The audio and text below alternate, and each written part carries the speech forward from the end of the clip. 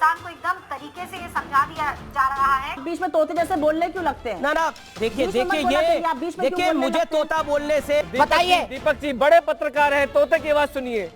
दिल्ली वाले बस अपने में मस्त रहना चाहते हैं। वो ये चाहते हैं देश टूटे फूटे या ना टूटे, कुछ भी होता रहे, मेरा जीवन आराम से चलना। मीडिया न्यूज दिखाने का एकमात्र जरिया है, पर वही अगर न्यूज की जगह कुछ और दिखाने लगे और जो खबर दे भी वह भी झूठी निकले तो आज हम इस हफ्ते के मीडिया में जो कुछ हुआ उसके कुछ झलकियों पर बात करेंगे। पिछले कुछ समय से मीडिया न्यूज को बिना फैक्ट चेक किए आगे की तरफ फॉरवर्ड कर देता है, पर सच्चाई कुछ और ही होती है। हाल ही में पाकिस्तान ऑक्युपाइड कश्मीर में हुई हलचल को लेकर हमारे गोदी मीडिया एंकर ने ट्वीट करना शुरू कर दिया।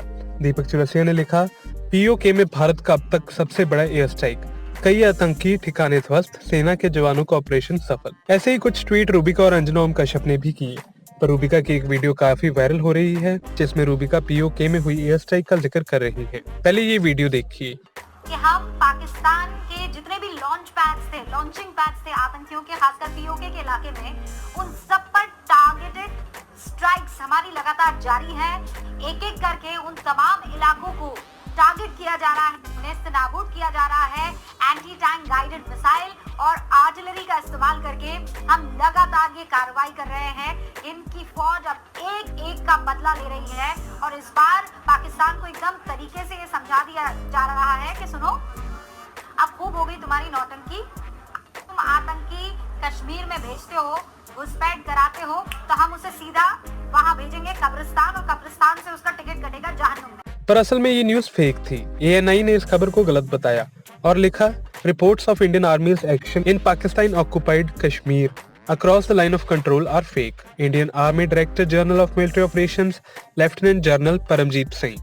इसके बाद हमारे वही मीडिया ने अपने पुराने ट्वीट डिलीट कर दिए और नए ट्वीट डाल दिए जिसमें उन्होंने पीओके में हुई सर्जिकल स्ट्राइक को गलत बताया। वाह क्या सीन है।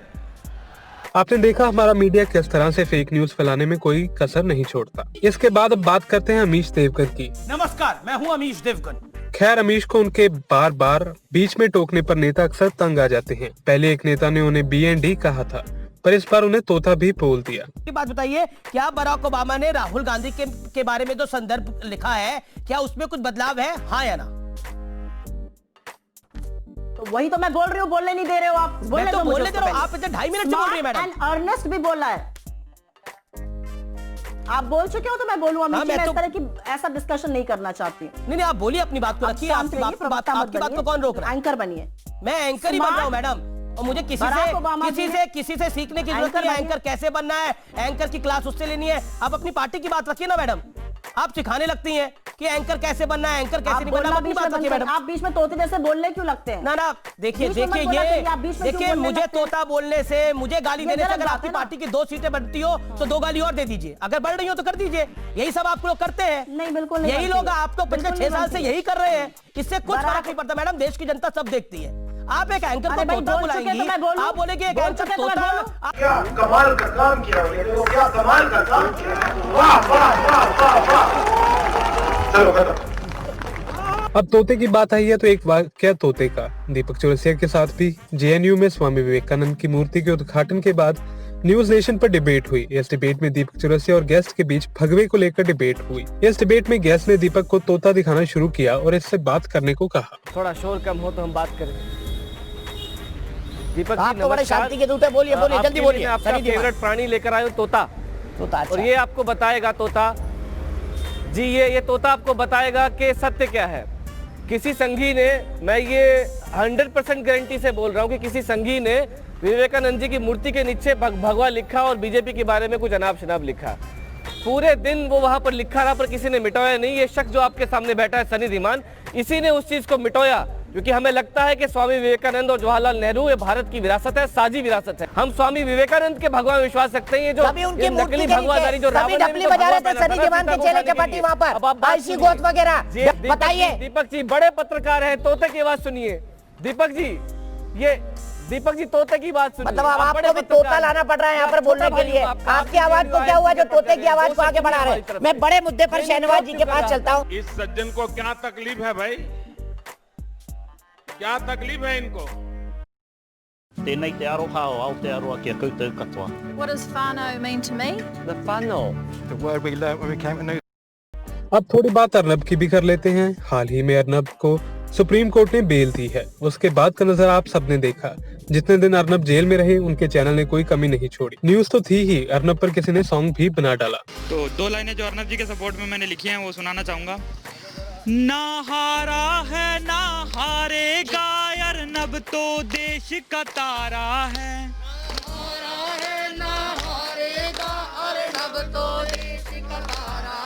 तुम लड़ते रहो गद्दारों से, तेरे साथ में भारत सारा है। तुम लड़ते रहो गद्दारों से, तेरे साथ में भारत सारा है। तुम देश के अर्नब हो प्यारे, तेरे साथ खड़े हैं हम सारे। जिन लोगों ने ये कृत्य किया उनके मुंह होंगे अब काले। इसके बाद रिपब्लिक की एक डिबेट में अपनी बात रखते हुए एक लेडी ने बीजेपी की आलोचना कर दी, जिसके बाद उन्होंने एडमिट किया कि अर्नब बीजेपी के इशारों पे काम कर रहा था। आप खुद ही सुन लीजिए। देखो इस बात, अगर अर्नब को कुछ होगा यार तो हम लोग सब लोग क्या करेंगे? What will we all do? Because he is the warrior of all of us. और मैं खुद इतनी पेंड हूँ कि सेंट्रल गवर्नमेंट क्या कर रही है, क्यों नहीं अर्नब के साथ आज खड़ी हुई? जब उसके इशारों पर अर्नब ने बोला, और अर्नब के साथ वो लोग आज इतनी बर्बाद कर रही है, तो क्यों नहीं बात कर रहे हैं आगे? क्यों नहीं? पता है ना आप सबको? नहीं पता है, कहाँ पता है? ये तो देश वाले पहले से ही कह रहे हैं कि मीडिया बिका हुआ है। कभी अंजना के मुंह से अंजना ओ मोदी निकल जाता है, आपके साथ मैं हूँ अंजना ओ मोदी, तो कभी एबीपी न्यूज को बीजेपी न्यूज बना दिया जाता है। परिवार वजह बता रहा है लव जिहाद को। अब बीजेपी न्यूज पर माफ कीजिए एबीपी न्यूज पर पहली बार सुधीर चौधरी ने तो दिल्ली के इलेक्शन के बाद दिल्ली की जनता को ही डांट लगा दी थी, क्योंकि बीजेपी को कम वोट पड़े थे। अब हिंदुस्तान पाकिस्तान, मुगलों का राज वापस आ जाएगा, राम मंदिर, धारा 370, कश्मीर, इस तरह की बातें कोई मायने नहीं रखती। ये मुद्दे दिल्ली की जनता के लिए कोई मायने नहीं रखते। दिल्ली की जनता को ना तो बालाकोट एयर स्ट्राइक से कोई लेना देना है, ना राम मंदिर से कोई मतलब है, ना कश्मीर की धारा 370 से उसे कोई लेना देना है, ना ही उसे देश के टूट जाने की कोई चिंता है। दिल्ली वाले बस अपने में मस्त रहना चाहते हैं। वो ये चाहते हैं देश टूटे फूटे या ना टूटे, कुछ भी होता रहे, मेरा जीवन आराम से चलना चाहिए। दिल्ली की जनता अपने जीवन के संघर्ष में ही पूरी तरह से बिजी है, लिप्त है। उसे बाकी के देश से कोई मतलब नहीं। दिल्ली की जनता को बड़े राष्ट्रीय मुद्दों से कोई मतलब नहीं है, वो उनसे प्रभावित नहीं होती। दिल्ली का चुनाव स्थानीय मुद्दों पर ही लड़ा गया है और दिल्ली वालों को भी स्थानीय मुद्दे ही पसंद आए और जनता ने राष्ट्रीय मुद्दों और बीजेपी को नकार दिया। जनता को आप मूर्ख समझना बंद कर दीजिए। इस प्रकार की बचकाना बातें किसी के गले नहीं उतरती, लोग मजाक उड़ाते हैं। अब इसके आगे क्या सबूत चाहिए देश वालों को? अब तो न्यूज एंकर खुद ही बताने में लगे हैं कि उनका समर्थन बीजेपी को है। इसलिए तो मीडिया को गोदी मीडिया